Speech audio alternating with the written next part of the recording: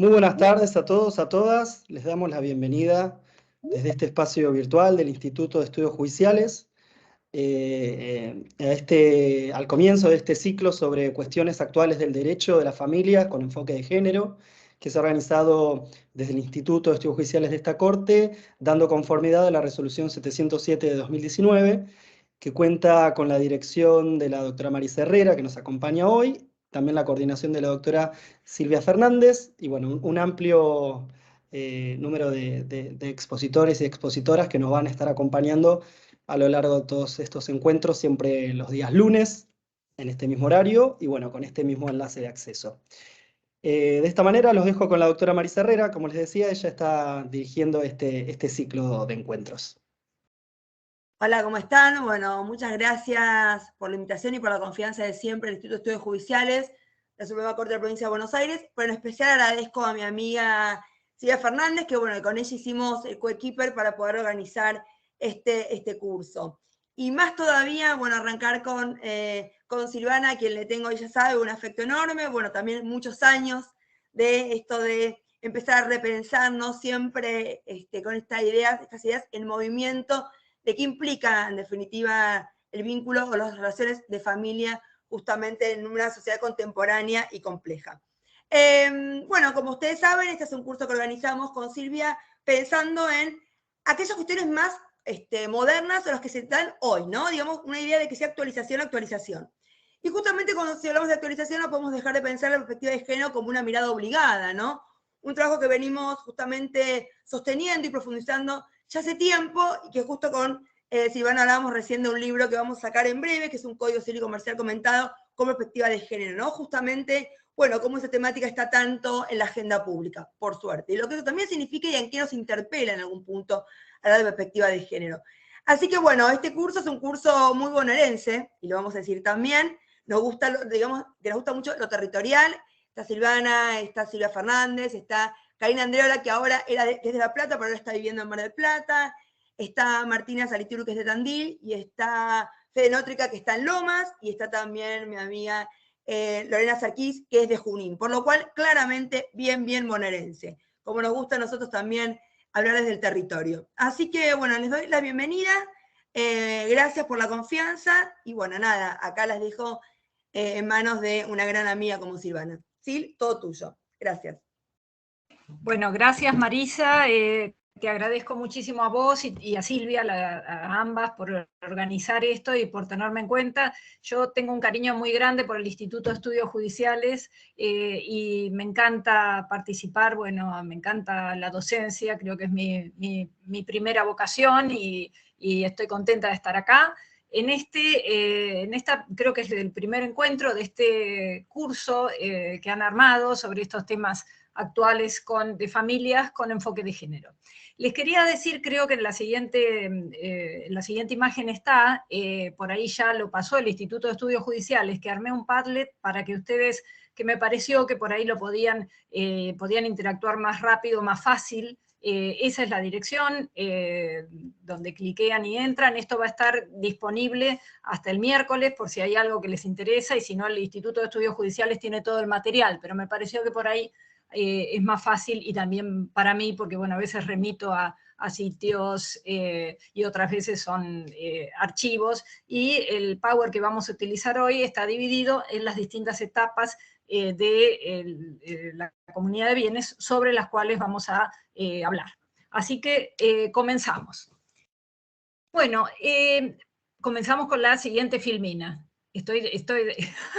Le digo porque estamos haciendo un poquitito con el doctor, me está ayudando a pasar este tema del Power. Bueno, la comunidad de bienes y el enfoque de género, y quería comenzar en la siguiente imagen con estas reflexiones que siempre nos iluminan tanto de Boaventura de Sousa Santos, y me parecía que él habla, ustedes saben que es un sociólogo que, entre tantas otras cosas, habla de la traducción de saberes, de la interdisciplina, del multiculturalismo entendido como traducción de saberes y no como un saber hegemónico que desde la universidad baja a los demás, digamos, a los demás lugares de reflexión. Y él dice que la solidaridad como forma de conocimiento, es decir, no ya un tema moral, sino forma de conocimiento, es y esto creo que aplica al tema de enfoque de género, y lo vamos a tener presente a lo largo de toda la exposición, de este tema patrimonial que tiene que ver con el género, es el reconocimiento del otro como igual,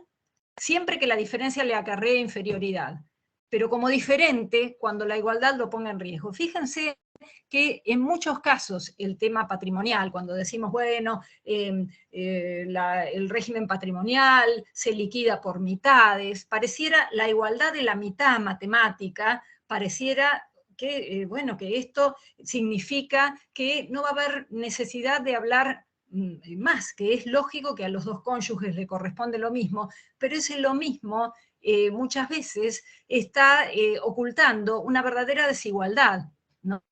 La igualdad, cuando estamos hablando de personas en condiciones de vulnerabilidad, no siempre significa tratarlos igual, sino que a veces significa tratarlos diferentes. Por eso me parece que cómo nos damos cuenta, porque es igual salvo cuando vemos que si lo tratamos diferente le puede acarrear inferioridad. Pero ojo, que también a veces hay que tratar diferente, porque la igualdad puede estar encubriendo situaciones de vulnerabilización de la persona que ya está en estado de vulnerabilidad.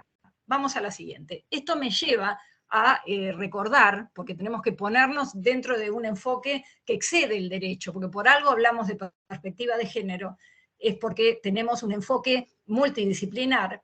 Esto que dice Manuel Reyes Mate, este filósofo español que tiene tantas cosas escritas de la justicia anamnética, el Tratado sobre la Injusticia y tantas otras obras, él dice, no hablemos entonces tanto de desigualdad cuando hablamos de derecho, porque la igualdad tiene que ver con otras cosas. Bueno, Mar del Plata tiene mar, La Plata no, Mar del Plata hace más frío, uno tiene nariz más grande, el otro es más petizo, pero cuando hablamos, estamos en el Instituto de Estudios Judiciales, estamos hablando de justicia. La justicia añade al concepto de igualdad o desigualdad otra cosa, que es la responsabilidad, que es precisamente esta injusticia no está acá por obra de la naturaleza, sino porque existió la mano, justamente acá, la mano del hombre, justamente esta forma de hablar nos sirve para hablar de enfoque de género, aunque no está utilizada por Reyes Mate en ese sentido. Fíjense, las injusticias no están ahí como los ríos o las montañas productos del azar,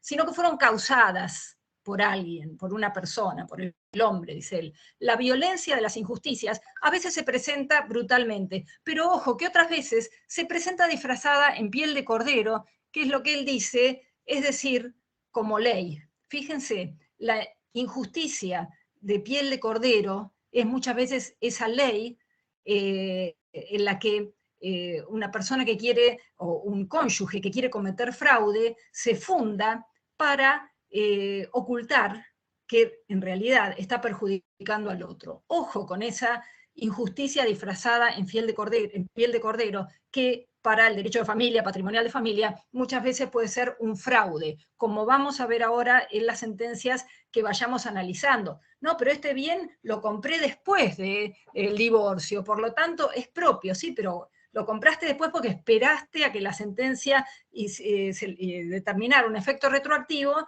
para perjudicar a tu cónyuge, el dinero lo tenías de antes. Entonces, la injusticia añade a la desigualdad este otro elemento de responsabilidad. Bien, el equívoco originario, entonces, ojo con la igualdad, justicia, desigualdad, injusticia. Continuemos con la siguiente imagen. Bien, no vamos a hablar de la Convención sobre eliminación de todas las formas de discriminación a la mujer. Sabemos todos, lo menciono simplemente porque este es el ámbito convencional que hace o impone la necesaria mirada de género a todas estas cuestiones. Y en esta recomendación, el Comité para la Eliminación de todas las formas de discriminación a la mujer, lo que dice es que todos los estudios que se han realizado en diversos países ponen de manifiesto que cuando existe un divorcio, una ruptura de la vida en común, la que sale más perjudicada en general es los ingresos, la mujer y los ingresos de la mujer, porque se le reducen sustancialmente y además comienza a depender en una mayor medida de la asistencia social. Y en general, podemos decir que más allá de los arreglos económicos y de encontrarnos ante países más o menos desarrollados, por lo general los hombres salen menos perjudicados. Es decir, que tenemos que poner acá una mirada con mayor atención dentro del proceso para ver en qué casos estamos ante la aplicación de una necesaria perspectiva. Siguiente imagen.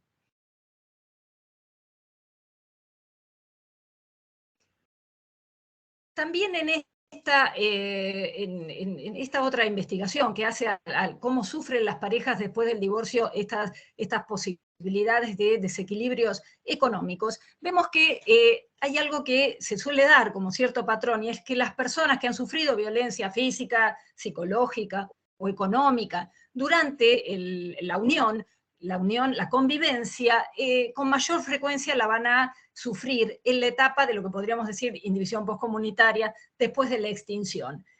Es decir, que ojo porque acá se van a agravar las cosas. Y suele ocurrir esto. Ahora, aquellas mujeres que no habían sufrido algún tipo de violencia también pueden verse luego sujetas a cuestiones de violencia económica, aunque en menor medida, pero no quiere decir que eso no ocurriera.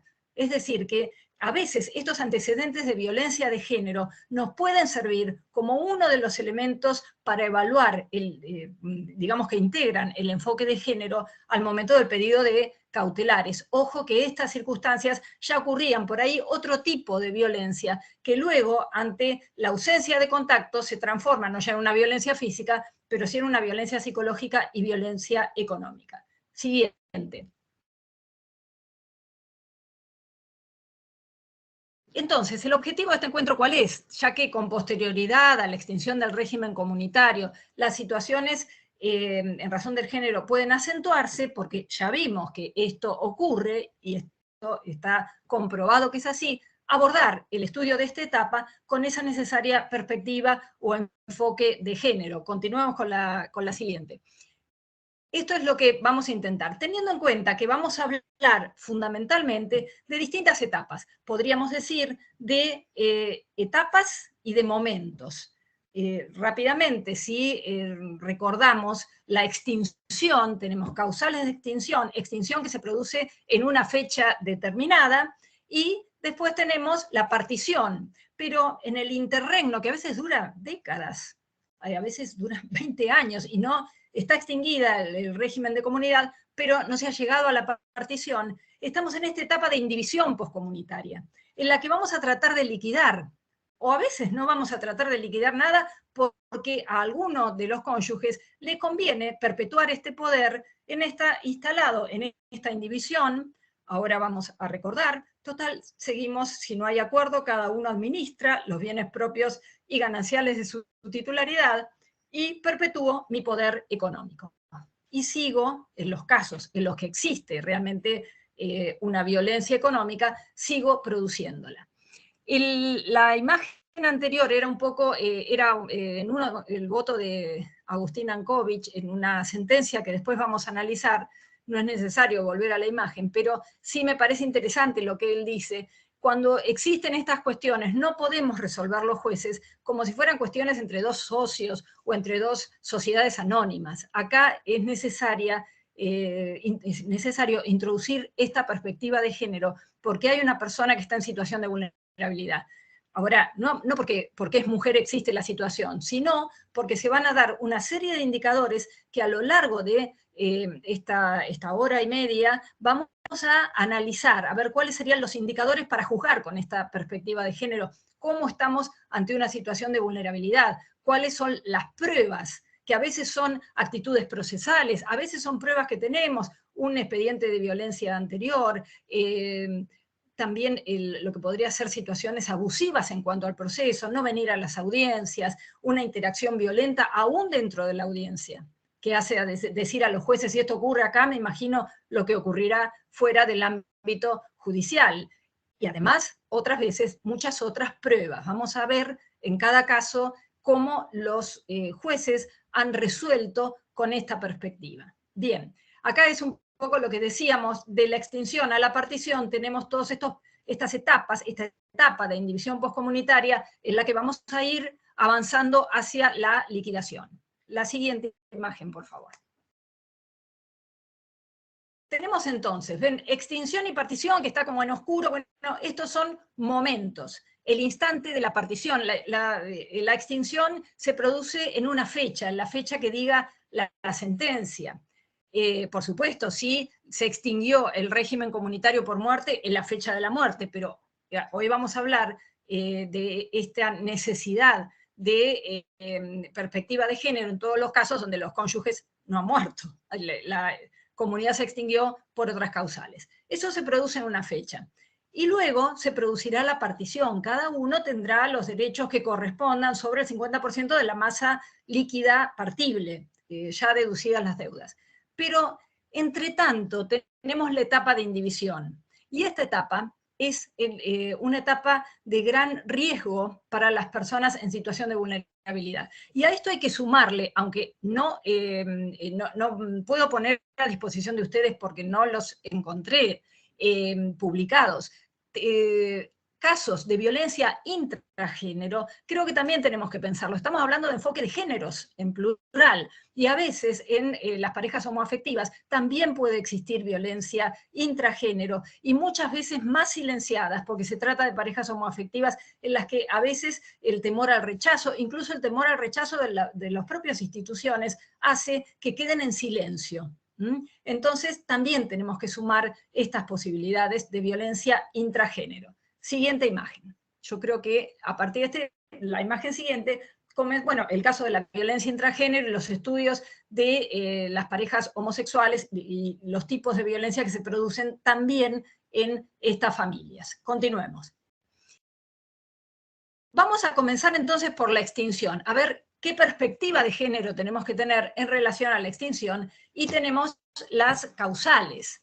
Bueno, muerte comprobada y presunta. Recuerden que acá, cuando hablamos de muerte comprobada y presunta, estamos hablando de se extingue el régimen de comunidad, pero a la vez tenemos la indivisión hereditaria, o sea, sumamos dos indivisiones, poscomunitaria y hereditaria.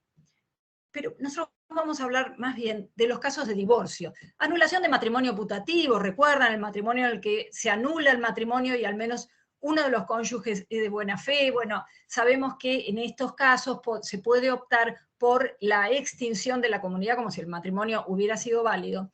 Pero fundamentalmente los casos que vamos a analizar son casos de divorcio, casos de ruptura de convivencia, no tanto los supuestos en que la convivencia puede haber continuado bajo la forma de separación de bienes, sea por una sentencia de separación judicial de bienes, causales, mala administración, concurso, designación de curador o sistema de apoyo de un tercero, o modificación del régimen convenido, una modificación que convienen las partes.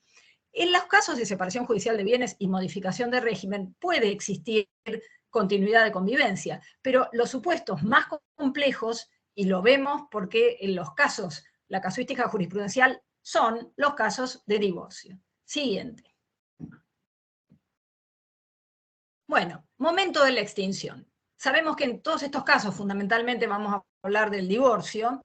El régimen patrimonial tiene un efecto retroactivo al día de notificación de la demanda o presentación conjunta. Fíjense, estas son las sentencias que, pese a que a partir de la sentencia se decreta el divorcio vincular y también la extinción de la comunidad, en cuanto a la extinción de la comunidad, tiene un efecto retroactivo que es el que a ustedes les recordará este tema de los gananciales anómalos, ¿no? Estos bienes que mientras dura el divorcio son gananciales, porque los cónyuges siguen casados, pero al momento de la sentencia pasan a ser considerados propios, porque se adquirieron después de la notificación de la demanda. Entonces, la sentencia de divorcio produce un efecto retroactivo al día de la notificación de la demanda. Este tema de la anomalía en la consideración de los gananciales. Ahora bien, este periodo de retroactividad puede ser todavía más grande si ocurre, como dice el segundo párrafo, que le precedió a este periodo de divorcio una separación de hecho, sin voluntad de unirse. Entonces, la sentencia puede retrotraerse todavía más allá de ese momento. Y va a tener entonces efectos retroactivos mayores. Ahora bien, todo esto es así, pero el juez puede modificar ese efecto retroactivo justamente fundándose en la existencia de fraude o abuso del derecho. Fíjense, la existencia de fraude es esta ley con piel de cordero que tiene que develar el juez, en ese caso, cuando ve que uno de los cónyuges está siendo perjudicado por esta alegación de una separación de hecho que puede estar perturbando la verdadera igualdad entre cónyuges. Siguiente, ahora vamos a analizarlo con casos. Bueno, sentencia entonces constitutiva y retroactiva, traslado de los momentos a los cuales se retrotrae.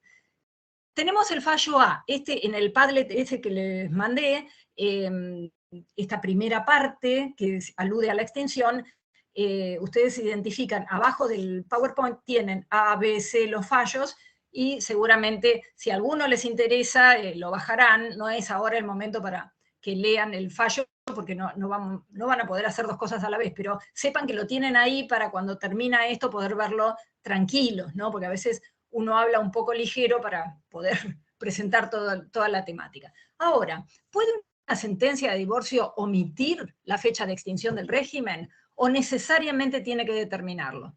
Y bueno, puede ocurrir, esta sentencia de la Cámara Nacional Civil Sala B alude precisamente a eso y a la hora de liquidarse los bienes, dice en resumen, entiendo que ninguno de los litigantes está impedido de invocar y acreditar que medió entre las partes una separación de hecho que retrotraiga aún más el momento de la extinción. Pero, ¿qué dice la Cámara? Pueden hacerlo a la hora de liquidar los bienes. Es decir, si no pueden hacerlo al momento de la sentencia de divorcio porque no se han puesto de acuerdo en cuanto a la fecha y no hay prueba que pueda determinarlo, y además el juez no puede atrasar el dictado de la sentencia porque no se pongan de acuerdo, ya lo sabemos, en el proceso de divorcio, porque lo que queremos es una sentencia rápida y un proceso que no es de ninguna manera controvertido ni causado, entonces puede la sentencia de divorcio omitir esa fecha de extinción. Siguiente imagen. Esta es, bueno, Cámara Nacional Civil. Creo que hay 3 sentencias de la Cámara Nacional Civil de distintas salas.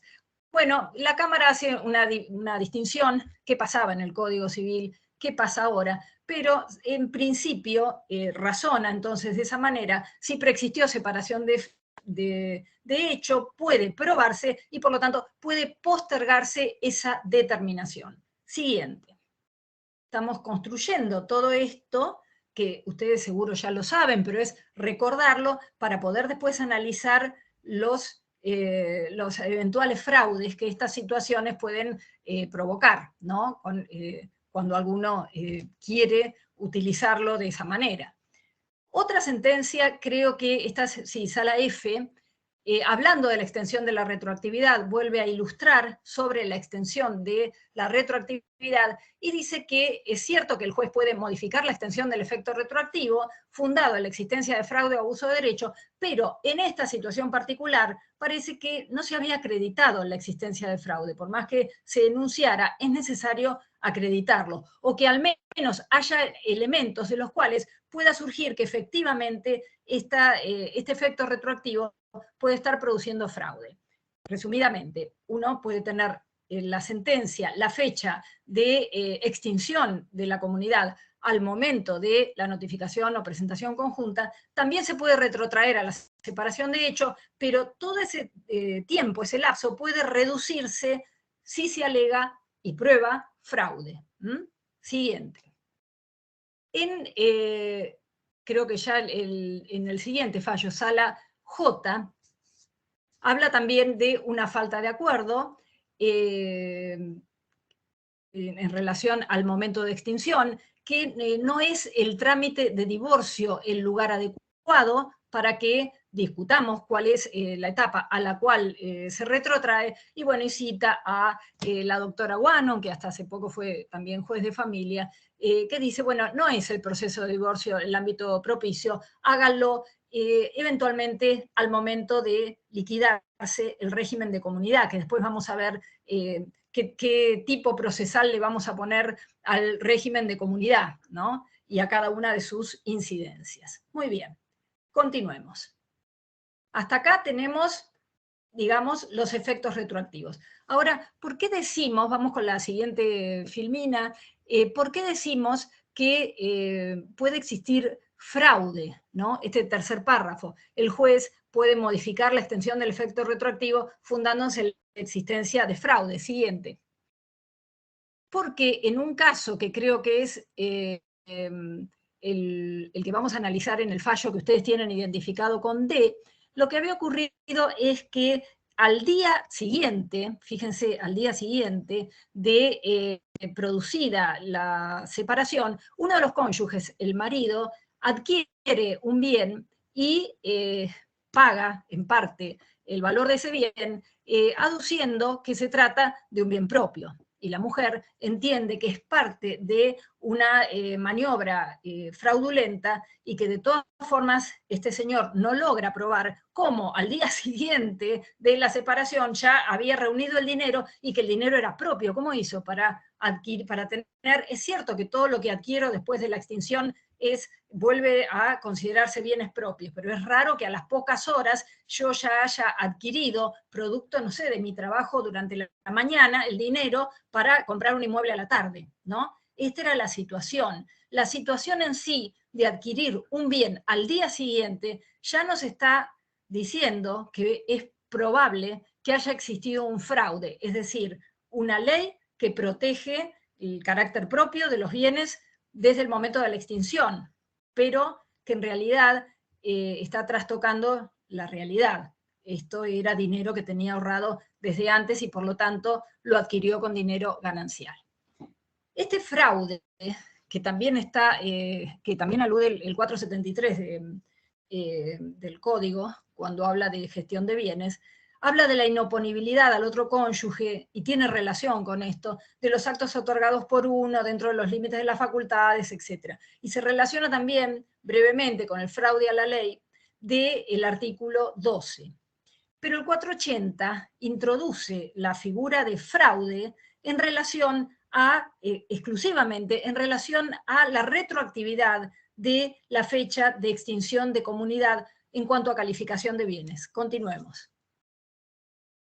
Así tenemos entonces, con la siguiente filmina, tenemos entonces que en el fraude entre cónyuges ya no importa si es a título oneroso o gratuito, no importa si hay buena o mala fe del tercero, no importan los requisitos del 439 de fraude a los acreedores, lo que importa aquí es evaluar la situación de, digamos, particular que se da en relación a las fechas, a la posibilidad del segundo párrafo, pero al límite en virtud de la mala fe, perdón, del accionar de uno de los cónyuges. En este caso vamos a aludir al accionar del marido, porque estamos hablando de la perspectiva de género. En realidad, al cónyuge que tiene sobre sí una posibilidad mayor, un poder mayor para actuar de esa manera. Evidentemente, quien tiene administración de fondos gananciales en mayor medida va a poder cometer estos contratos, estas posibilidades que no va a tener la esposa en este caso. Continuemos. Sí, el fallo D que resuelve el Superior Tribunal de Jujuy en el año 19. ¿Ven? Adquisición del inmueble por parte del marido al día siguiente de producida la separación. Alega que lo que entregó los fondos, no los fundos, es un error de tipeo, los fondos entregados eran de origen propio, pero no produce prueba. Entonces acá, en realidad, no producís prueba y adquirís al día siguiente, esto es tomado como un eventual fraude. Dicen, considero que en el íter particular resulta operativo el 480, es decir, aplican específicamente el 480, no una idea genérica de acción de fraude, por cuanto se advierte la existencia de fraude por parte del actor en perjuicio de la señora porque pretendió sustraer del régimen de ganancialidad un bien. En este caso, el bien se adquirió a plazo, en cuotas. Lo que dice el Superior Tribunal de Jujuy es, esta primera cuota la pagó con dinero ganancial. El hombre había seguido pagando después otras cuotas. Bueno, eso lo habrá adquirido con dinero propio. Las otras cuotas las habrá abonado con dinero propio, pero la primera fue con carácter ganancial y, por lo tanto, quiere decir que el bien es considerado como tal sin perjuicio del derecho a recompensa que tenga por el dinero propio que sí luego fue invirtiendo cuando saldó el resto de las cuotas. Es decir, el bien es ganancial, sin perjuicio del derecho de recompensa.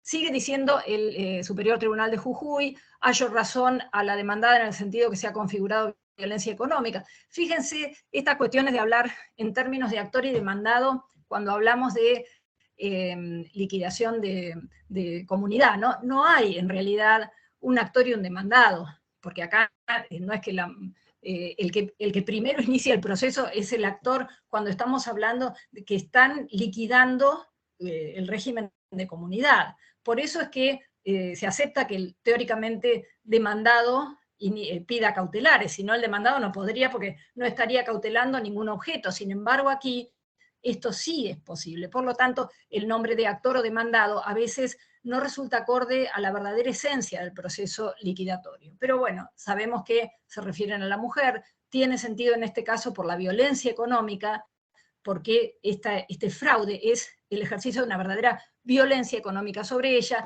y entienden que si aplicamos irrestrictamente el segundo párrafo, es decir, bueno, como ya están separados de hecho los bienes son propios, cosa que hizo el Tribunal de Familia en la resolución de grado, esto resulta insoportablemente injusto. ¿Ven? Esta es una desigualdad que no es una desigualdad natural, sino que es una desigualdad producida por la responsabilidad del cónyuge, insoportablemente injusto, dice el tribunal, porque si la norma otorga efectos extintivos el día de producida la separación, es factible que en los hechos se pueda cuestionar estos fondos, porque obviamente no pueden haber caído del cielo, salvo que se demuestre y pruebe que cayeron del cielo, cosa que no ocurrió acá. Entonces, en principio, la necesaria perspectiva de género nos está diciendo que acá hubo fraude, y así lo decidió el Superior Tribunal de Jujuy.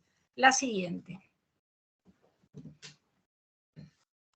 Bueno, eso en relación a la extinción y a la perspectiva en esta etapa. Ojo entonces, como primer punto, ojo entonces con los efectos retroactivos de las sentencias y la posibilidad de que uno de los cónyuges esté esperando la extinción para convertir en propios fondos que realmente son gananciales y respecto de los cuales va a tener derecho el otro cónyuge. Porque recuerden que este tema del régimen de comunidad que nos habla de eventuales derechos, todo lo eventual termina con la extinción. Acá se actualizan mis derechos. A partir de ahora yo tengo derecho a la mitad, no de mis bienes, bueno, deducidas las deudas, a la mitad del activo, al activo neto. No es que el otro puede seguir 20 años más administrando sus bienes propios y gananciales. Sí, si estamos de acuerdo, sí, pero en principio yo puedo pedir la partición cuando quiera de todos,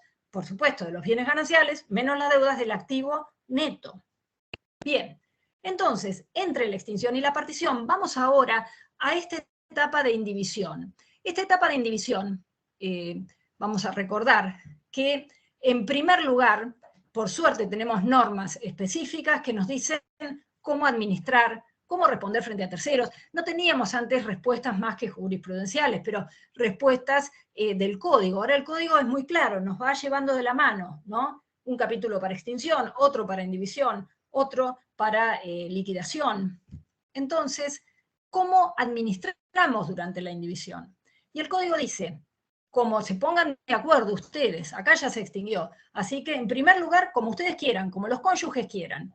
Muy bien, igualdad, autonomía de la voluntad, pero ojo, ¿autonomía de qué voluntades? ¿De dos voluntades libres e iguales o estamos ante una situación de vulnerabilidad?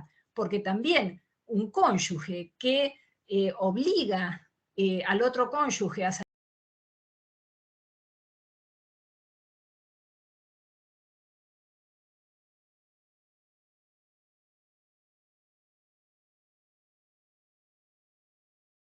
no significa autonomía de la voluntad, sino todo lo contrario. De nuevo, esa injusticia y esa piel de cordero que a veces significa la ley. Entonces, la ley dice, bueno, como acuerden las partes, ojo con los acuerdos, pero en principio como acuerden las partes, como ellos quieran.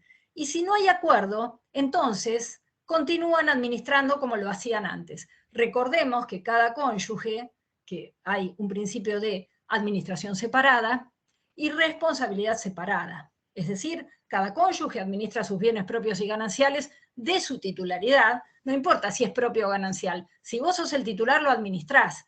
principio general. Y también respondé frente a tus acreedores de la misma forma, en forma separada, principio general. Ahora, ambos principios generales tienen sus excepciones. Yo administro en forma separada, pero también es necesario el asentimiento del otro cónyuge respecto de disposición de bienes registrables, y de la misma manera hay una separación de deudas, pero en algunos casos hay supuestos de responsabilidad conjunta y aún solidaria. Bien, entonces, convenio, y si no hay un acuerdo entre partes, cada uno sigue administrando. Ahora, acá sí como podemos detectar en el convenio un riesgo para el cónyuge vulnerable, también lo podemos detectar cuando continúan administrando cada uno los bienes propios y gananciales de su titularidad. ¿Por qué? Porque el cónyuge que es titular de una mayor cantidad de bienes gananciales, si quiere continuar así, tal vez no le conviene, siente que no quiere compartir la administración de estos bienes, no quiere darle explicación a nadie y por lo tanto quiere continuar en esta etapa, obstaculiza el proceso, no va a las audiencias a las que se los convoca para continuar con la liquidación, le piden rendición de cuentas que tiene que hacerlo y no lo hace. O sea, se hace un poco en el proceso, abuso del proceso, y acá también estos son elementos a partir de los cuales podemos detectar una eventual violencia económica hacia la mujer por la propia actitud procesal en esta etapa de indivisión. Esas indivisiones que duran décadas, ¿no? En las que hay un hombre que sigue siendo el que decide todo, y la mujer que no tiene más que su sueldo o una cuota alimentaria que a veces ni siquiera se cumple. Entonces, vamos a ver cómo detectar estos riesgos en esta etapa de indivisión postcomunitaria. Si ustedes, digamos, después se fijan en las sentencias, van a ver que en esta etapa hay un montón bueno, un montón, tampoco es que haya tantas sentencias publicadas relativas a esto, pero en comparación podemos decir que es una etapa en la que vemos y se advierte muchos casos de violencia económica y muchos más casos que en la etapa de vigencia de la comunidad. Siguiente filmina.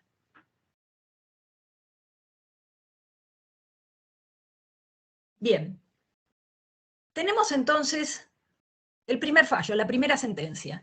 Este tema de la incidencia negativa para la mujer, de la extensión de esta etapa en el tiempo. Acá la mujer había pedido la fijación de un monto mensual de gananciales ante la prolongación de la etapa postcomunitaria. Y me parece a mí que es un recurso que puede ser importante, porque en la medida en que un excónyuge tuviera que el cónyuge que tiene el poder económico tenga que pagarle un monto mensual al otro, va a ser una forma de que apure la liquidación, que empiece a tomarse en serio, que la mujer ha actualizado los derechos sobre la comunidad, que ya no tiene un derecho eventual, sino que lo actualizó desde la extinción. Fíjense, dicen los jueces, este es de La Plata, este es el fallo de Agustín Ankovich que habíamos citado al principio. Analizada la cuestión desde la perspectiva de género, ¿qué es lo que él ve? Que desde el año 2006 hasta el presente, o sea, 15 años, no solo no se arribó a la liquidación, sino que no se llegó a determinar la participación ganancial que le correspondía a la actora en la empresa del excónyuge. Esta era una pareja que, fíjense, desde el año 2006, el señor se dedicaba, creo que, a la venta de alimentos, bueno, tenía una actividad económica que desempeñaba a través de una sociedad de hecho que había constituido con su cuñado.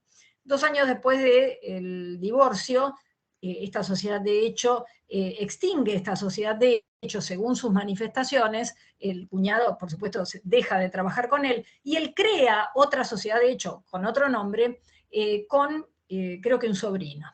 Y dice, no, pero esta sociedad, vos eras parte de esta sociedad, pero se extinguió, no existe más. Ahora, esta es posterior a la separación y posterior al divorcio, así que acá vos no tenés derecho alguno en relación a esta nueva sociedad. Ahora, la mujer, por supuesto, entiende que acá hubo una continuidad. Este hombre continuó trabajando de lo mismo, le cambió el nombre a una sociedad de hecho, y esta es continuidad, dice ella, de la anterior. Y discuten, por supuesto, la participación ganancial en esta segunda sociedad de hecho, pero claro, 15 años discutiéndolo, la mujer no había obtenido nada. Siguiente filmina.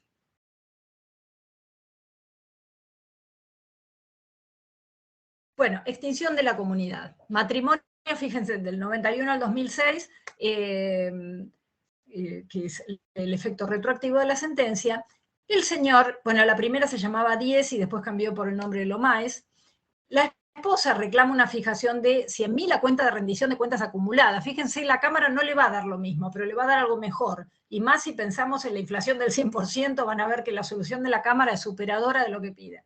La esposa reclama esto a cuenta de rendición de cuentas, porque le dice, vos esta empresa es ganancial y todas las utilidades de este tiempo también me las debés. Ellos tenían en el expediente de liquidación, ya se había nombrado a un veedor, pero obviamente el veedor solo presentaba los informes cuando el juez se lo requería. El juez de primera instancia rechaza el planteo, siguiente filmina, y entonces de esta forma va a la Cámara. Lo interesante de esta sentencia es que, bueno, acá la Cámara, este es el análisis de la prueba, dice, las partes están de acuerdo en que era ganancial la participación del señor en la primera sociedad. No están de acuerdo en que esa ganancialidad se trasladara a la segunda. Pero lo que ellos ven es que el señor continuó continuó realizando su trabajo personal en esta segunda sociedad. Siguiente. Lo interesante, les decía, de este caso es que con estos elementos, y más allá de la discusión de las partes, porque ellos tampoco dicen, bueno, el tema acá es ver qué medida cautelar se va a otorgar. No tenemos que decidir ahora si se trata o no de una continuidad de la sociedad de hecho anterior. Lo cierto es que esta situación se está prolongando en el tiempo y perjudica a la mujer. Entonces, ¿qué deciden? Deciden, sigamos, vayamos a la siguiente, deciden que el juez de primera instancia, que el expediente vuelva a primera instancia, para que el juez determine, luego de convocar a las partes a una audiencia, cuál va a ser la medida que garantice los derechos de la mujer. Y que hasta entonces, porque también si la Cámara decide con perspectiva de género y todo muy lindo, pero no resuelve nada, podría ocurrir en primera instancia que la cédula de notificación no fuera, que la audiencia no se hiciera, que hubiera miles de cosas que dilataran al proceso. Entonces dicta una precautelar. Bueno, valora la conducta procesal, valora esto, que me parece que es uno de los pilares del enfoque de género cuando trabajamos en familia y en particular en cuestiones patrimoniales, la postergación de la posibilidad de llegar a acuerdos. A ver, ¿qué pasó que no se pusieron de acuerdo? ¿Porque no fue la mujer a las audiencias? Porque no había interés por parte del cónyuge, un comportamiento obstruccionista, incomparecencias injustificadas. Esto se ve, y vamos a ver después en otras sentencias, a veces con algunos condimentos más graves, como es personas absolutamente autoritarias que descalifican a la ex esposa delante de la misma audiencia, personas que incluso han sido afectadas psiquiátricamente por estas conductas de desvalorización durante un largo periodo de tiempo, etc. Pero en este caso, este hombre era meramente obstruccionista. Lo que se ve es esto, dilataba las cuestiones. Siguiente filmina. Yo creo que ya en la siguiente hablamos de la resolución judicial, que habla, la Cámara adopta entonces como precautelar hasta el día en que se lleve a cabo la audiencia, eficacia por encima de todo. Mientras tanto, hasta que ustedes, en previa audiencia, adopten la cautelar que corresponda, vamos a tomar esta precautelar. Al veedor le decimos que lo convertimos en recaudador y que recaude el 10% de la ganancia neta mensual. Por eso les decía, mucho mejor que 100.000. Imagínense, 100.000 del 21 no son 100.000 de hoy. Sin embargo, 10% de ganancia neta mensual es una medida que les diría, si yo fuera juez de primera instancia y luego no hubiera acuerdos, hasta puede quedar esta precautelar como cautelar, porque sería una forma de apurar, a ver si este señor, después del dictado de esta medida, sigue no asistiendo a las audiencias o se da cuenta que le va a convenir asistir a la audiencia, porque cuando lo notifiquen de la audiencia en primera instancia, lo van a notificar que el veedor ahora es recaudador y que se le va a debitar el 10% de ganancias. Entonces tal vez encuentre algún motivo para no excusarse e ir a la audiencia, porque se da cuenta que hay algo en juego. Pero para ser todavía más eficaz, la Cámara dice, no le vamos a requerir ni depósito previo, esto lo dejamos para más adelante, para que la mujer pueda percibir esto. Esto también es importante. De todas formas, el dinero va a ser depositado en autos, los aportes, todo va a estar garantizado, pero por el momento no se va a requerir depósito previo. Siguiente. Este entonces es el fallo que está identificado con este E en el Padlet. Bien, ¿cómo administramos durante la indivisión? Ya más o menos lo adelanté a estas filminas. Este es el artículo que da contenido a todo esto, los acuerdos entre cónyuges, y si no, según lo venían haciendo durante la vigencia del régimen, y siempre este deber de informar, que a veces no se cumple, pero que debe cumplirse. Fíjense como detalle que el 482 dice que los copartícipes tienen el deber de informar al otro con antelación razonable. Acá hay toda una discusión que creo que vamos a tener que pasarla de largo por el tiempo de exposición, pero que a ustedes les queda, sobre el tema de que, bueno, acá el código no habla de cuál sería la antelación razonable, obviamente la va a tener que determinar el juez, ni tampoco cuál sería la sanción cuando no ocurre, ¿no? Elementos en los cuales, bueno, Graciela Medina y otros doctrinarios se han expedido. Pero claro, obligación de informar, y también el otro cónyuge puede formular oposición cuando siente que hay actos que pueden vulnerar sus derechos. Una cosa es si tengo que disponer de ingresos para pagar impuestos de los propios bienes gananciales, y otra es si no justifico cuál es el destino de esos ingresos. Continuemos.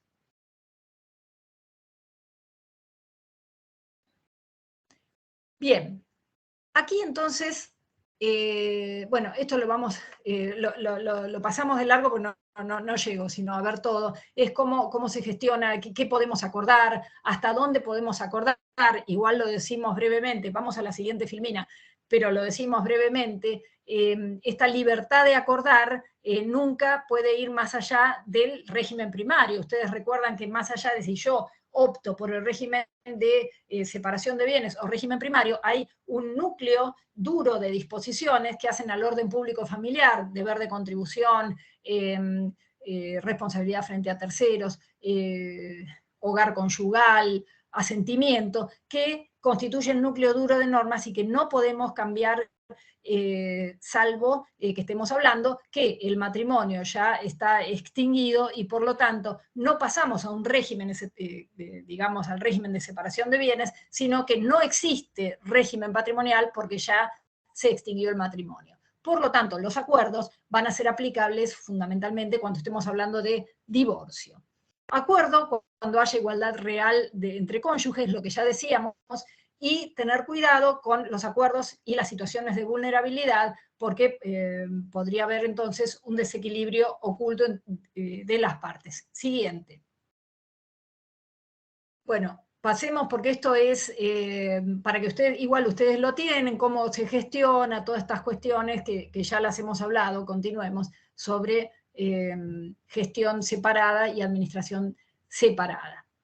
Bien, sigamos, porque todo esto tiene que ver con la antelación razonable, las posturas de la doctrina. No tenemos tiempo de hablar de nada de esto y quiero seguir analizando las sentencias, que me parece un tema más rico en cuanto al enfoque de género. Sigamos. Bien, acá, cambio de administrador, perdón. Nos detenemos un instante en cambio de administrador porque hay una sentencia que habla de este tema justamente. Acá tenemos, cada uno administra los bienes propios y gananciales, si no hay acuerdo, continúa de la misma forma, pero el 483 prevé medidas cautelares durante la indivisión y prevé precisamente el cambio de administrador, que yo me detengo acá porque me parece que puede ser útil para ustedes tener en cuenta esta posibilidad. No es que son las únicas medidas, obvio, que podemos tomar, podemos pedir cualquier medida cautelar, pero acá el 483 nos habla del cambio de administrador. Es decir, que puede ocurrir que aunque el titular registral de los bienes al que le corresponde la administración, en principio esté administrando, se pida por alguna situación particular, que ahora veremos, el cambio. Es decir, que administre el otro cónyuge que no es el titular registral de los bienes. Eran bienes gananciales de titularidad del marido. Y la mujer pide ser administradora. ¿Por qué lo haría? Porque ella ya actualizó los derechos que tenía en expectativa durante el matrimonio desde el momento que se extingue el régimen. Por lo tanto, quiere administrar, porque dentro de esos bienes hay un contenido que ya le es propio, que ya le es personal, digamos, pues si digo propio en régimen patrimonial. Porque todos los frutos de estos bienes gananciales que vino percibiendo el marido en toda la etapa de indivisión también le pertenecen. ¿Por qué entonces no va a administrarlo? Entonces, este cambio de administrador, habla el código del cónyuge o un tercero, ante un evidente desbalance del poder económico. Siguiente filmina. Yo creo que en la siguiente hablamos, esta sentencia está en ese lugar de internet publicado, que tiene mucho... Las provincias vieron que todas tienen, o muchas tienen observatorio de género y tienen las sentencias con perspectiva de género. Yo estas sentencias se las mandé con el link, también en el Padlet. Bien, en este caso, fíjense el marido 2 décadas, cuando decimos cómo juzgamos con perspectiva de género, porque este hombre estuvo 2 décadas administrando sin dar ninguna rendición de cuenta de la esposa. Si administra los bienes, él tenía los inquilinos que él elegía, firmaba los contratos, disponía de los alquileres, y los inquilinos, por supuesto, desconocían absolutamente a la mujer y no tenían por qué saber tampoco los derechos de la esposa, ¿no?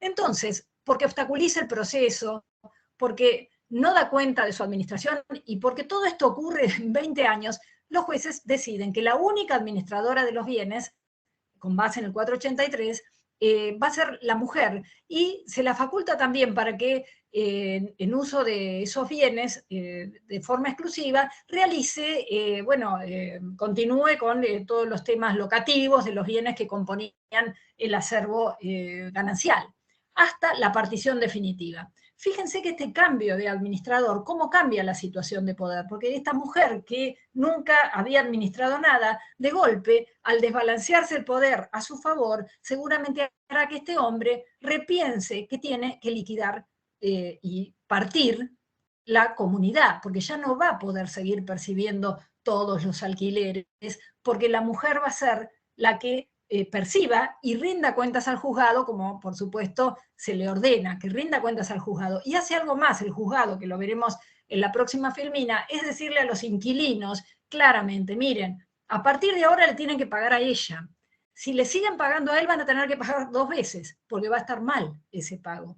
Entonces le dice, testimonio para la señora, por supuesto, y tiene que rendir cuentas, y que decirle a los inquilinos que a partir de la recepción de la notificación, la única persona con quien podrán realizar actos propios de la administración del bien que alquilan es a la señora R o a quien ella designe. Esto incluye el pago de los alquileres. Si le siguen abonando al señor, serán tenidas por no abonadas. Es decir, que acá la jueza lo que hace es modificar, o sea, empoderar a la señora, pero también con la figura del juez atrás. A veces no alcanza, no le dice a la señora que vaya, le toque el timbre a los inquilinos y le digan que le paguen. Los inquilinos van a ser notificados porque se lo está diciendo el juez, que es la ley que está detrás de esta mujer para equilibrar esta balanza de injusticia y de desigualdad.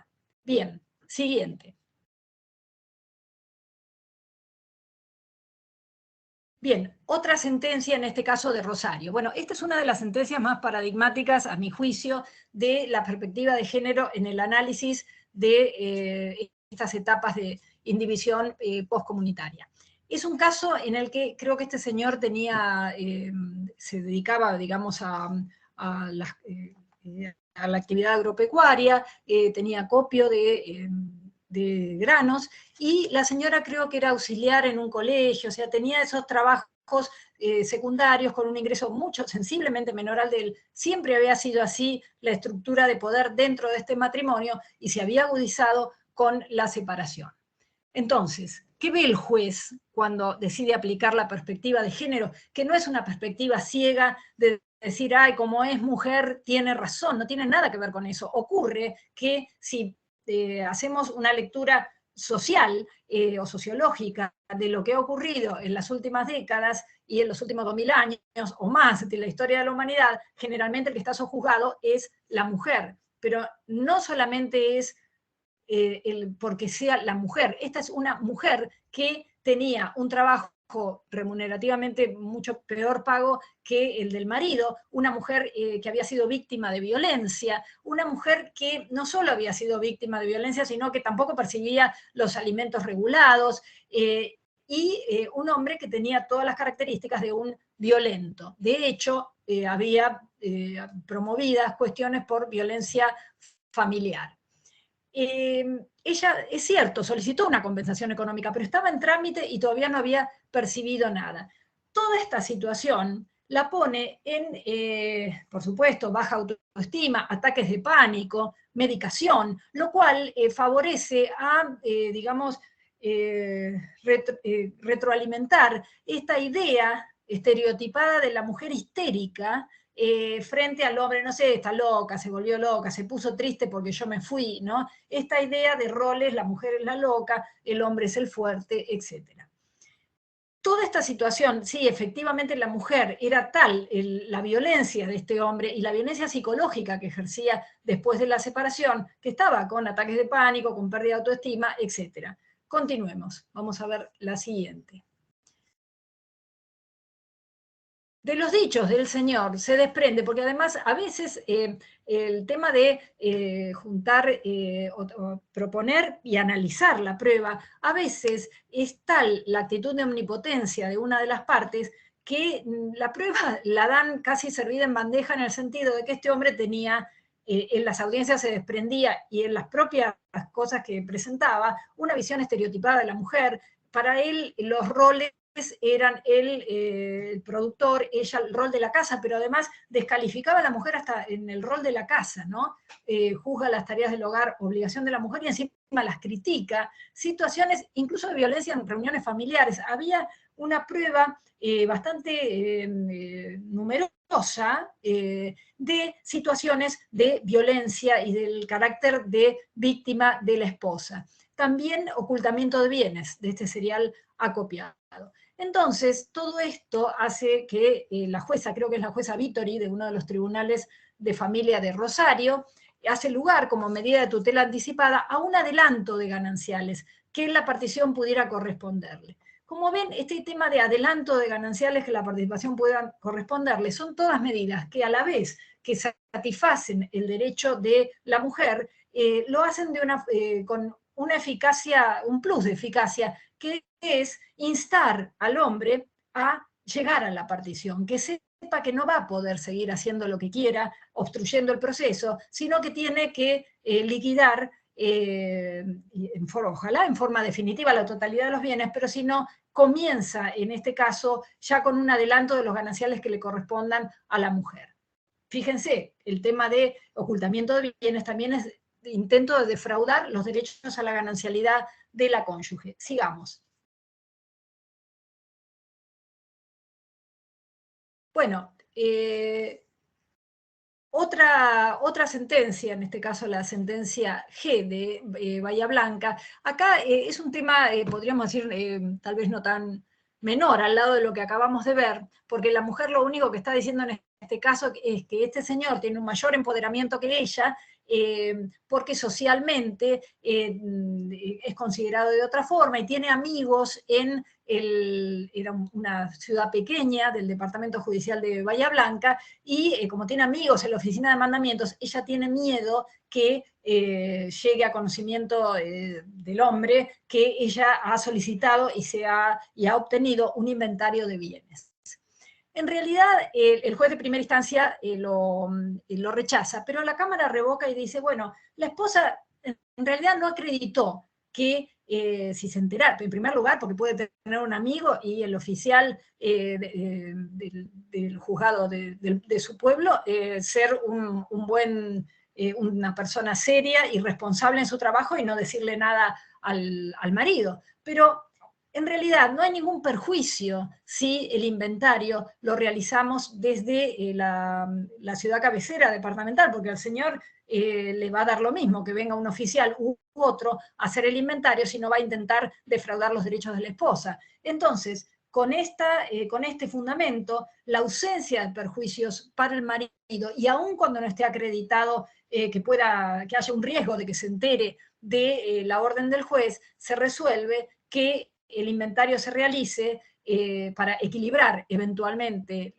digamos, el empoderamiento de ambos cónyuges en la ciudad cabecera. Sigamos con el siguiente, creo que hay otra sentencia más. Bueno, en relación al uso de bienes, antes de nada, recordemos que en relación al uso de bienes durante la indivisión, también los cónyuges pueden ponerse de acuerdo y a falta de acuerdo decide el juez. Pero en caso de que uno pidiera el uso exclusivo de un bien, siempre, ahora con el nuevo código y también más allá del derecho de familias y en el derecho sucesorio, siempre la indemnización va a correr a partir del momento en que se reclama.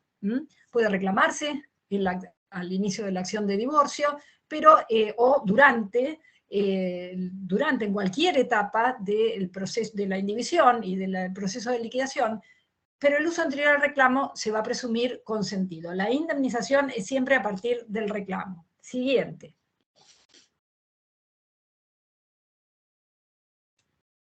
Bueno, sigamos, porque esto vuelve a decir eso, es el artículo siguiente, el 485, que se debe esta compensación. El fallo H, separados de hecho sin haber iniciado la acción de divorcio. Fíjense, porque acá es una aplicación que hace el juzgado de resistencia, Chaco, bastante interesante, puede ser en algún punto controvertida, pero sin duda en esta línea de tratar de ser justo en el caso particular. Ellos dicen, en este caso se ha pedido una indemnización por el uso que hace de los bienes del marido. Creo que en este caso era un señor de 68 años, la mujer una edad parecida, vivía con la hija, pero no la hija pequeña, una hija que era abogada y tenía 40 años, una señora. Y iba a seguir viviendo, la mujer le pide entonces esta indemnización por el uso del inmueble. Ella vivía, el señor dice, bueno, pero ella está viviendo en una casa que es de la familia de su madre. Sí, bueno, la señora estaba viviendo, en primer lugar, si había ido de la casa por violencia que ejercía el señor, es decir, que ella tenga una tía de 84 años que la coja en su domicilio, no quiere decir que quiera vivir con la tía de 84 años, quiere decir que se tuvo que ir de la casa porque él ejercía violencia. Por lo tanto, tiene todo eso no obsta a su derecho a pedir una indemnización por el uso exclusivo de la vivienda. Y los otros bienes que existían no eran bienes habitables, había un pequeño local donde el hijo ejercía su oficio, etc. La jueza dice en este caso, bueno, están separados de hecho, pero ojo, no iniciaron acción de divorcio. Entonces acá, ojo, porque voy a aplicar las normas de la indivisión cuando en realidad no se inició siquiera la acción de divorcio. Por lo tanto, el régimen de comunidad está vigente.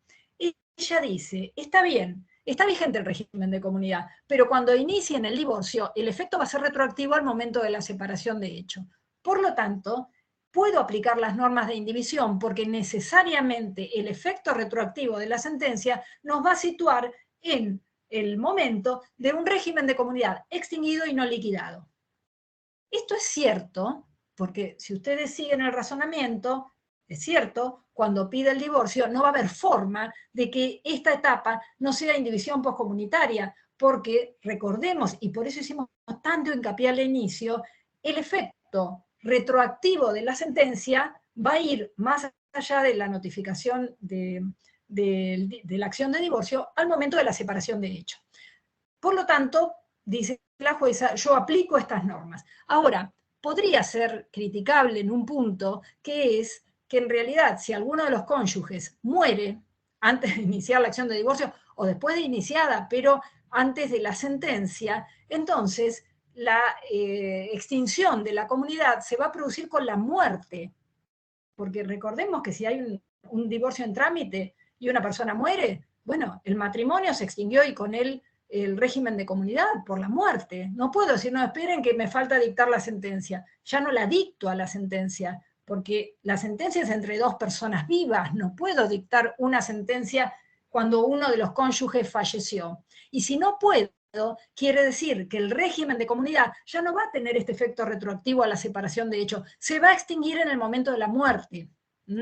Entonces, por eso la aplicación que hace la juez de familia desde el punto de vista de la justicia del caso concreto es impecable, pero también podríamos en este caso optar, decir, bueno, en realidad no serían aplicables estas normas. ¿Por qué? Porque estas normas de indivisión postcomunitaria solo rigen cuando la indivisión se produce por una causal distinta de la muerte. Recordemos que dijimos que vamos a hablar de la indivisión en esta etapa, porque si hablamos de la indivisión producida por la muerte, aplicamos las normas de derecho sucesorio.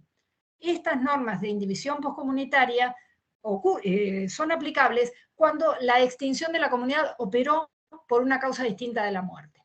Siguiente.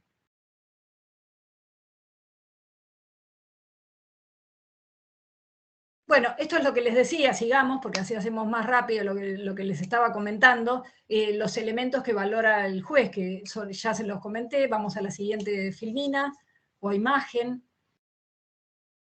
Bien, esta sentencia también se las agregué en el Padlet. Recuerden que el Padlet está disponible hasta el miércoles, que tiene un tiempo determinado de exposición, o sea que es un archivo transitorio, digamos. Por lo que les interese, bájenlo entre hoy y mañana.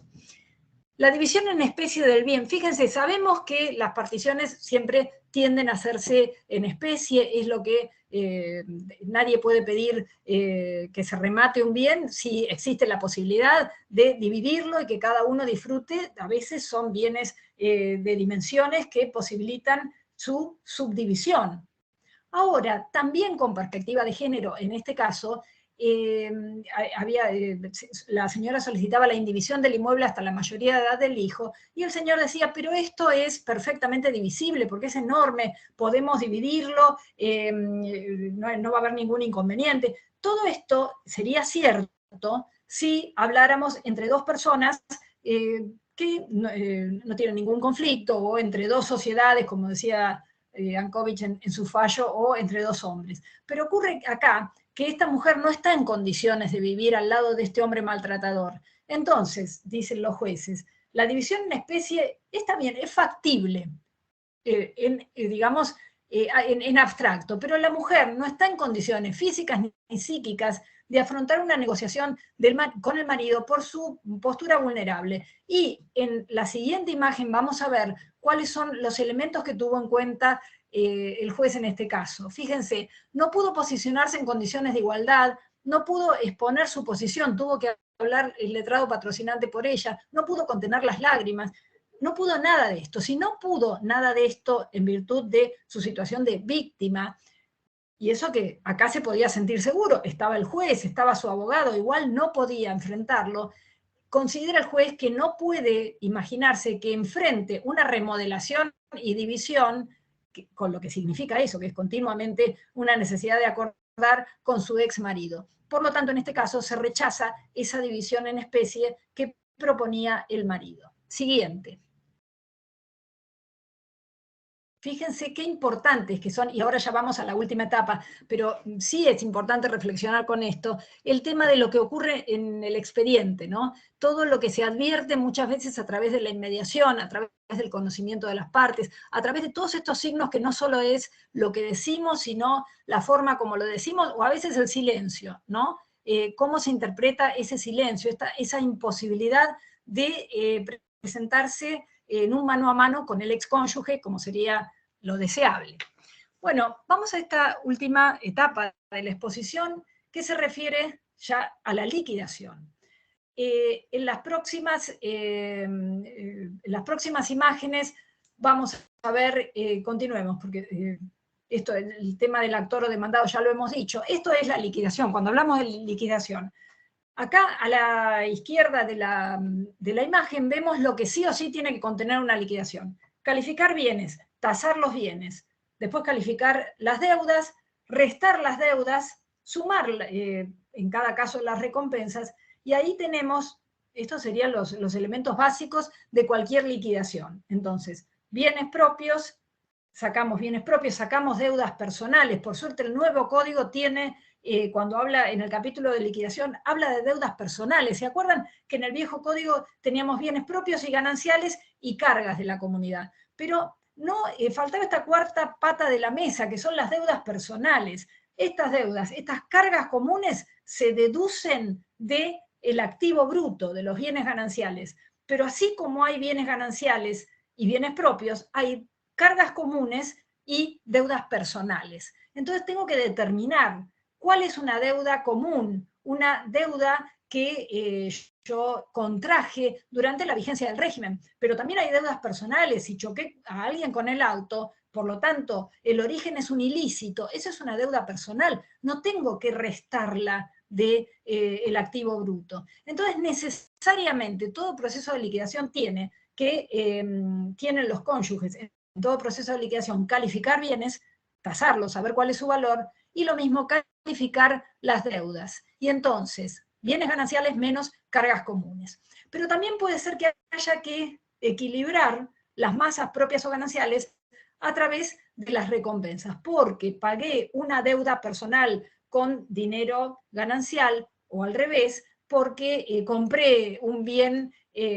porque terminé de saldar el pago de un bien propio con dinero ganancial, o el pago de un bien ganancial con dinero propio. Entonces ahí se recompone a través de las recompensas. Más allá de eso puede haber un montón de otras incidencias relativas a fraude que ya vimos. Digo incidencia, no incidente. Por supuesto, un fraude puede tramitar con un proceso de conocimiento que determina el juez en un ordinario, pero puede haber discriminación de frutos, compensaciones, etcétera, un montón de otras cuestiones, pero necesariamente bienes menos deudas y partición. Sigamos. Acá vamos a ir, me parece, sí, continuemos, porque estas son todas cuestiones del proceso que ya, por lo que veo, no hay tiempo para continuar, sigamos. Lo tienen después, ustedes, bueno, la masa partible, lo que acabamos de decir, sigamos. Bien, ¿cómo se integra la masa partible? Sabemos activos gananciales de ambos y la división que se hace por partes iguales. Esto está muy bien, es la igualdad, sin consideración al monto de los bienes propios ni a la contribución de ellos. Está bien, podés seguir. Todo esto está muy bien, pero acuerden que a la igualdad tenemos que sumarle la justicia, porque a veces esa igualdad no necesariamente va a ser justo. Esto dentro de Provincia de Buenos Aires. Demanda, sabemos, va al consejero todo el tema de liquidación, si hay acuerdo se homologa, si el acuerdo es parcial o no hay acuerdo, ahí el juez puede readecuar, digamos, el tipo de proceso y evaluar si es necesario o no acumular acciones. Habrá que ver si ambos lo iniciaron, si lo inició uno, lo que fuera, y tenemos ya el proceso de conocimiento en sí. Continuemos. En cualquier momento, por supuesto, las medidas cautelares. Bien, sigamos, porque esto es demasiado... Y quiero ir a la perspectiva de género. Vamos a... Está bien, déjalo ahí. En perspectiva de género vamos, aunque sea, a terminar con estas cuatro sentencias que quiero comentarles, que son una en relación a concesión de beneficios de litigar sin gastos, que uno dice, bueno, pero si hay bienes por ahí este régimen de comunidad tiene realmente muchos bienes, lo integran muchos bienes, y por qué la cónyuge está pidiendo beneficio de litigar sin gastos. Una necesaria perspectiva de género, en estos casos, ha dado como conclusión aceptar el beneficio peticionado. Otro fallo sobre imprescriptibilidad de la ejecución de sentencia de liquidación, otro en relación a costas y otra en relación a lo que es una sentencia bastante conocida, pero de casación, en la que se resuelve un ocultamiento, un fraude con perspectiva de género. Vamos a la primera, concesión del beneficio de litigar sin gastos. Tribunal de Familia, Juzgado de Familia, perdón, de Trelew. Si bien la cónyuge es titular registral de bienes gananciales, ¿qué se evalúa para concederle el beneficio de litigar sin gastos en la liquidación de bienes? Se evalúa que tiene 70 años y que que tiene que ver, o sea, que la vulnerabilidad de su condición de mujer y se suma el manejo económico y la edad. Entonces, en esta situación es necesario concederle el beneficio para que pueda solicitar y accionar por liquidación de régimen patrimonial del matrimonio. Siguiente. La siguiente creo que era la de prescripción, ¿no? Sí, imprescriptibilidad de la acción. Fíjense en este caso, también un caso donde tenemos que ver que creo que esa es la función, no sé si las personas que están escuchando son en su mayoría abogados litigantes, funcionarios, pero la verdad que la única función que tienen el Poder Judicial y que tienen los jueces es no de decir qué es lo justo, hacer leyes, lo que tienen que hacer es reparar la injusticia del caso concreto, nada más que eso. Y los jueces de familia saben, porque es esta justicia del caso concreto, que parece que es pequeña y mínima, pero que en realidad es la que tal vez sostiene a toda la sociedad, ¿no? Esta cuestión de poder evitar una injusticia, poder evitar una violencia. Entonces, en este caso, si nosotros lo tomáramos con digamos, desde la abstracción de la ley, vemos que había un expediente de liquidación de régimen de comunidad. Fíjense, se ordenó la subasta en el 2002. Ya cuando lo ves vos decís, ¿qué pasó? 18 años. Se designó martillero, aceptó el cargo y quedó ahí el expediente. El marido nunca había intervenido en eso, pero vivía en el bien muy contento desde entonces. El expediente no tuvo movimiento y se archivó en el 2020, pero ojo, cuando la cónyuge pidió el desarchivo, el marido dijo prescripción de la ejecución. Sigamos. ¿Cómo se resuelve esto? Porque la juez en este caso dice, por un lado, no ha alegado, tampoco probado ninguna circunstancia que haga atendible la posibilidad de declarar la prescripción de la ejecución de la sentencia, el marido. Pero por otro lado, dice, no tengo dudas de que las partes que fueron cónyuges deben de mantenerse en un pie de igualdad en esta etapa. Si yo hago lugar a la prescripción liberatoria, la señora queda en una situación de desigualdad económica evidente, porque si si le impido continuar con la subasta del bien, quiere decir que el señor se va a quedar viviendo ahí y a ella, en los hechos, se le va a negar todo derecho al único bien ganancial. Por lo tanto, en este caso se rechazó la imprescriptibilidad de la acción de ejecución de liquidación, la Cámara de Dolores, 21 de septiembre del 21. Sigamos. Creo que la última de las sentencias que les quería comentar es esta, Villa María, condena en costas. ¿Por qué se condena? En general las liquidaciones costas por su orden, pero en este caso, y con una perspectiva de género, la postura del demandado, que no ofreció prueba, se opuso, pero después no ofrece prueba, entonces te opones por el hecho de oponerte, pero en realidad no hay forma de consagrar tu derecho porque lo has hecho solamente por abusar del proceso y no porque tengas algún elemento que te permita fundar tu postura. Por lo tanto, obstruccionista para el reconocimiento de los derechos invocados por la otra parte, a lo que suma situaciones de violencia física y psíquica. Y dicen, es cierto, esto cesó con la separación, porque ya ahí no existía más este tipo de violencia que ejercía sobre la mujer, pero se transformó, cosa que muchas veces ocurre, no puedo pegarte, pero te pego económicamente. Por eso digo que en esta etapa, así como en la etapa de convivencia, el mayor riesgo es la violencia física o psíquica que se ejerce en la convivencia, en esta etapa es la violencia económica. Entonces a veces esa violencia física transmuta, como en este caso, a violencia económica. Todo esto hace que en esta sentencia de Villa María se condenen costas al esposo. por supuesto, es los puntos que a mí me parecieron más importantes. Ustedes tienen la sentencia, es mucho más rica que esto que yo en este cosabuelo de pájaro les voy ofreciendo. Continuemos. Les hice trampa porque dije que iba a terminar ahí, pero quiero decir dos palabras con la próxima...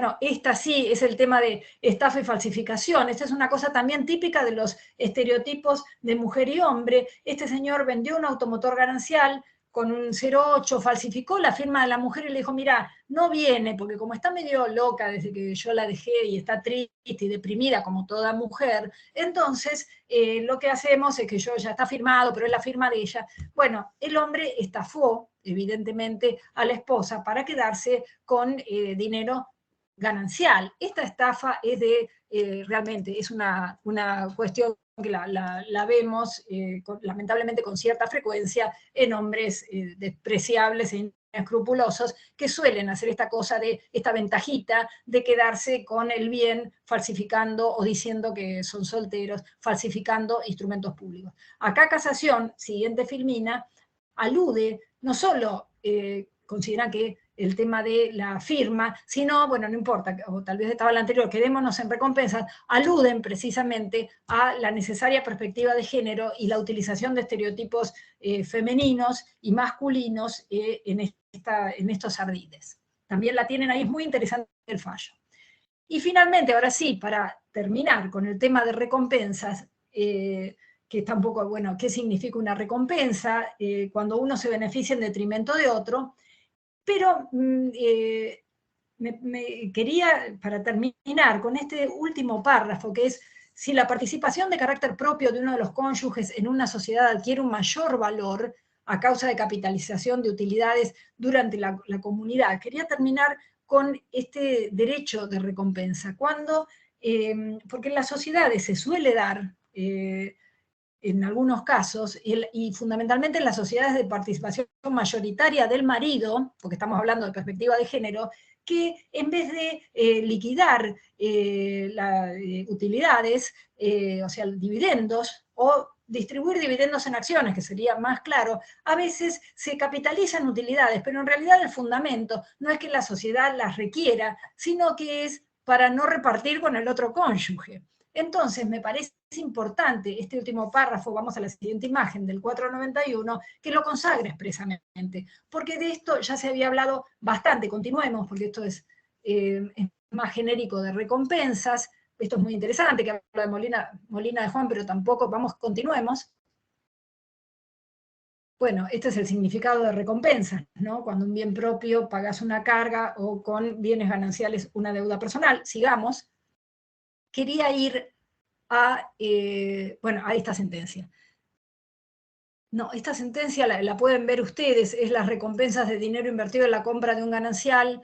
Esto no es necesario, lo pueden ver ustedes solos. Continuemos. Bueno, hay, esto tampoco, recompensa por frutos de bien propio del marido vigente en la comunidad. Son todos temas de cargas dinámicas y perspectiva de género, pero es más de lo que hemos visto hasta ahora. Pero les quería decir, no importa, continuemos pasando los casos, y vamos a ver que hay autores, entre ellos autores del derecho de familias, pero también autores de derecho de sociedades, como Taliercio, que se refieren a estos casos de fraude, de comisión de fraude bajo la máscara de una sociedad en la que interviene un cónyuge, y generalmente el cónyuge varón por ser el que tiene una actividad económica de mayor trascendencia. Y la forma como en el nuevo código se prevé paliar estas circunstancias, estas situaciones con un enfoque de género. Vamos a sigamos. A ver, la siguiente es para ya terminar, porque estoy viendo que estamos en tiempo, pero bueno, esto es lo que les estaba diciendo, cuando el cónyuge es titular de la mayor parte de acciones, etc. Continuemos. Porque quería decir capitalización de utilidades, todo esto que les estoy diciendo, lamentablemente demasiado rápido, porque bueno, el tiempo se pasa, pero esto vamos a ver esto. El tema es controvertido cuando la sociedad, ven, ante la inminente separación de uno de los socios, decide no repartir dividendos sin ninguna razón aparente. Es decir, no explican por qué se obtienen votos en la reunión del órgano de gobierno y se decide no repartir dividendos, dejarlo para el siguiente ejercicio. Máxime cuando acá hay una participación relevante del cónyuge, porque a veces es socio mayoritario. En otros términos, siendo la percepción del dividendo natural, porque es lo que tiene que ocurrir, no es razonable que arbitrariamente se niegue el derecho perjudicando a uno de los cónyuges. Esto me parece interesante porque viene del derecho de sociedades, no viene de las filas del derecho de familias, que podríamos decir que serían profesionales que están más entrenados en advertir un enfoque de género, pero también en los comercialistas. Y para terminar, ahora sí, y ya termino, una sentencia, el tema de la acumulación de utilidades, continuemos. Un caso, o dos casos, que pueden ocurrir cuando se realizan acuerdos particionarios entre cónyuges y siguiente, y estos acuerdos también pueden encubrir la existencia de bienes no denunciados. Fíjense, ¿qué ocurre? Cuando se arriba un acuerdo, el acuerdo se homologa y después se descubren otros bienes, porque esto suele ocurrir. Bueno, está el acuerdo homologado y resulta que ahora la esposa descubrió que este hombre tenía una empresa en otra provincia, él viajaba mucho, y resulta que había más bienes gananciales. Entonces se presenta y el marido dice, no, esto ya lo arreglamos, vos dijiste que con esto ya hacíamos la liquidación total de bienes, que no había otros bienes, y esto ya es un acuerdo que está homologado y hay que cumplirlo.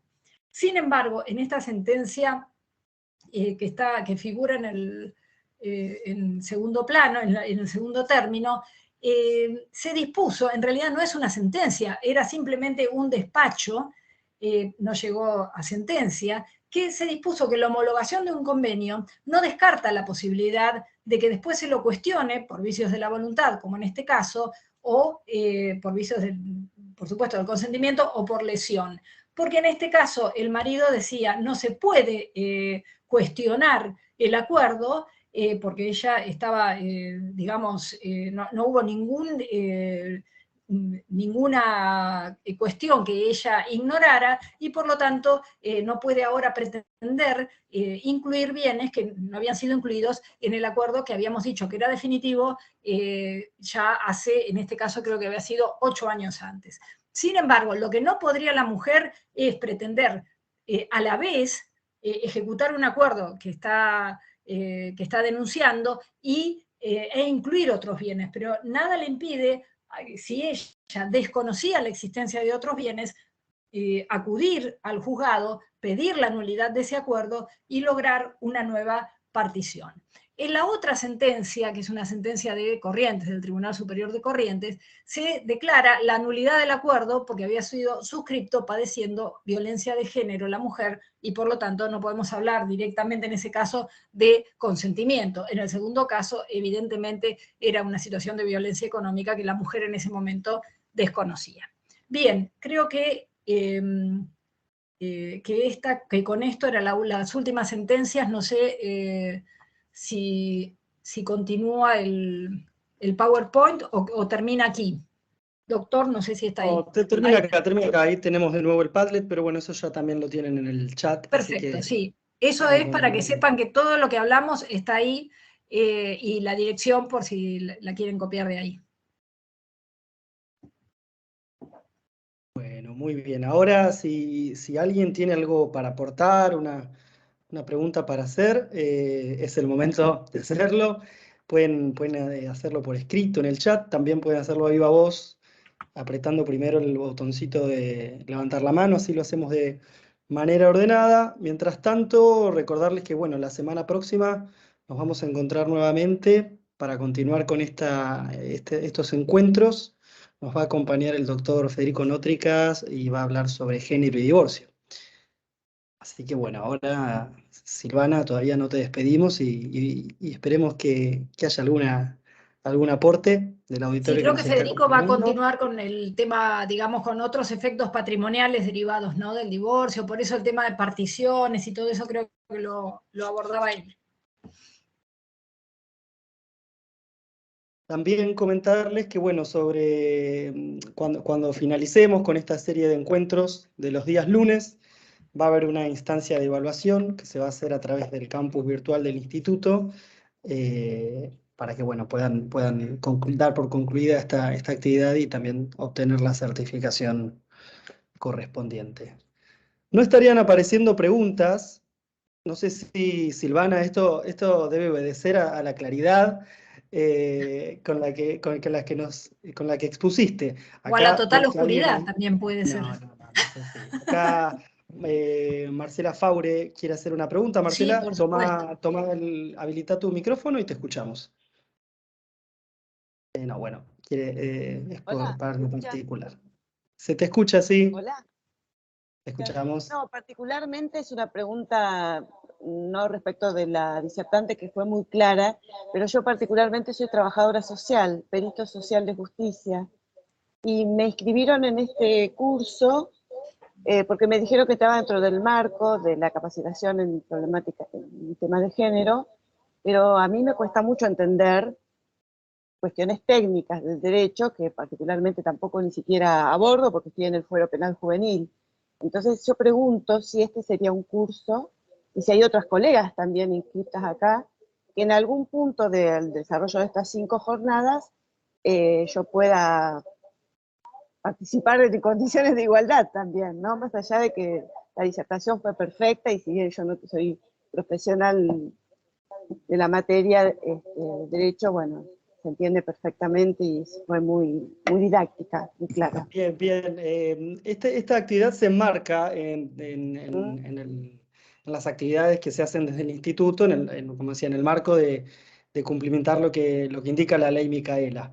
Hay otras actividades que también pueden encontrar en el campus virtual del instituto o también por esta vía, por videollamada, videoconferencia, que no son tan Tan legales, técnicas, sino de otro tan tipo. técnicas. Exactamente. Ahí te Claro, pero invito a como, que ahora en el chat voy a poner bueno, el enlace hablamos para en que puedas privado. encontrar.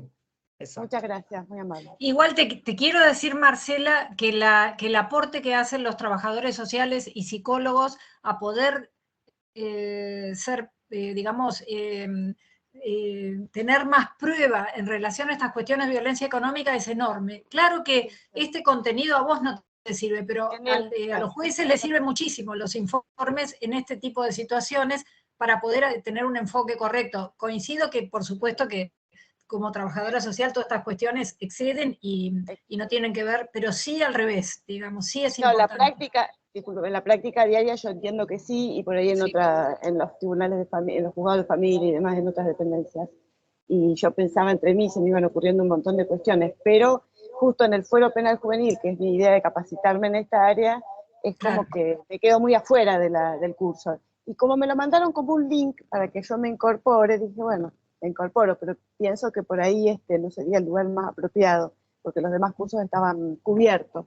Así que bueno, igualmente estuvo muy lindo. Yo Gracias. no soy abogada, pero Bueno, Muy muy bien. bien. muchas gracias. Bueno, Silvana, respecto del Padlet, habías comentado que va a estar habilitado hasta el miércoles, ¿no? Sí, Bien, entonces eso es para que puedan descargar el material al que se estuvo haciendo sí, mención. Bueno, está el PowerPoint y también los fallos, hay alguna otra bibliografía, ¿no? sí, están todas las sentencias de las que hablamos, están o descargadas o está el link por el cual también las pueden ver cuando son de observatorios de género, pero también puse el link para que sea más rápido, que puedan cliquear y llegar al material. Si estuviéramos en un curso que no fuera por Zoom, seguramente todo esto hubiera sido mucho más rico con el Padlet y las preguntas, pero bueno, bueno, por eso existe la inmediación en los procesos, porque es mucho mejor que cuando estamos a la distancia. Claro, claro.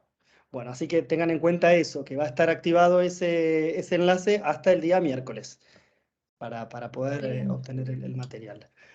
Muy bien, no tenemos Muy preguntas bien. por parte del auditorio, así que si te parece, Silvana, vamos dando cierre acá. Ahí en el chat les vuelvo a indicar el enlace para el Padlet. Lo pueden Acá encontrar un alguien poquito más pregunta, arriba en el claro, chat.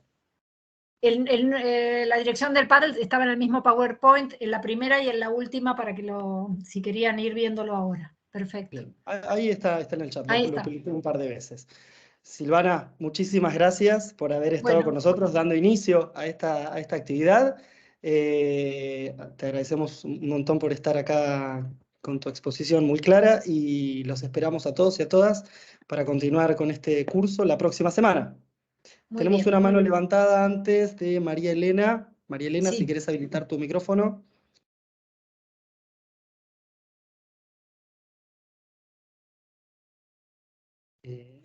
Bueno, no, bajo la mano. Muy Falta. bien. Muy Bueno, bien. ahora sí, nos despedimos entonces. Silvana, muchas Hasta luego. gracias. Muchas gracias a todos y a todas. Nos Gracias. vemos el próximo lunes.